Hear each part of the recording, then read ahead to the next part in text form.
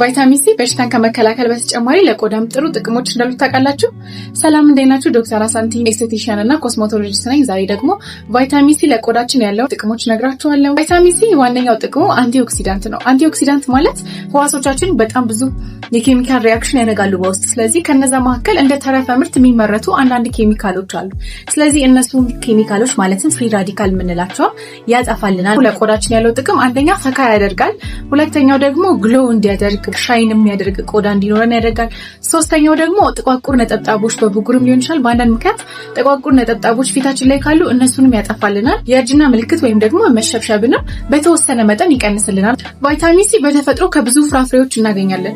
ብዙ ጊዜ የምናውቀው እኛ ከብርቱካንና ከሎሚ ሲባል ነው። የሚገርማችሁ ግን ቫይታሚን ሲ ከብርቱካንና ከሎሚ በተጨማሪ በሌሎች ፍሩቶች ላይ በጣም በብዛት ይገኛል። ከአትክልቶች በሙሉ በአንደኝነት ቫይታሚን ሲ በብዛት የሚይዘው ዘይቱና ነው። አጠቃቀሙ እንዴት ነው? የሚመረጠው ጠዋት ላይ ብንጠቀም ነው። ፊታችን እንደታጠንም ነገር ሳንቀባ ፊታችን እንድንቀባ ነው የሚመከረው። ከ5 ደቂቃ በኋላ ደግሞ ሰንስክሪን ከላይ እንቀባበታለን። ጥንቃቄ ማድረግ ያለብን ነገር አብረን መቀባት የሌለብን ነገሮች አሉ። ለምሳሌ እንደ ሬቲኖል ወይም ሌላ ጊዜ ብዙ ጊዜ የሚታወቀው በትሪቲኖን ወይም አvulጋ ምንጠቀም ከሆነ ቤዞይል ፔሮክሳይድ ያላቸውን ፕሮዳክቶች ለብጉር ተብሎ የሚታዘዙ መታጠቢያዎች ላይ ነው ብዙ ጊዜ ያለው።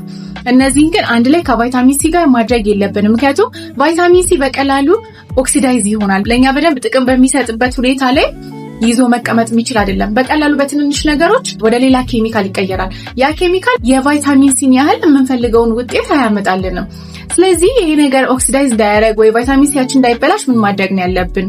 መጀመሪያ የምናስቀምጥበት ብልቃጥ ወይም የገዛንበት ብልቃጥ ራሱ ጠቆር ያለ ሊሆን ይገባል። ምክንያቱም በፀሐይ ቶሎ ስለሚበላሽ። ሁለተኛ ደግሞ ፍሪጅ ውስጥ ብናስቀምጠው ይመከራል። ሶስተኛ ከሬቲኖል፣ ቤዞይል ፔሮክሳይድ፣ ትሪቲኖን ጋር አብረን ባንጠቀመው ይመከራል። ሌሎች ጥያቄዎች ካላችሁ ኮሜንት ላይ ጻፉልኝ። ላይክ፣ ሼር ማድረግ እንዳትረሱ። ሃቭ አ ጉድ ዴይ።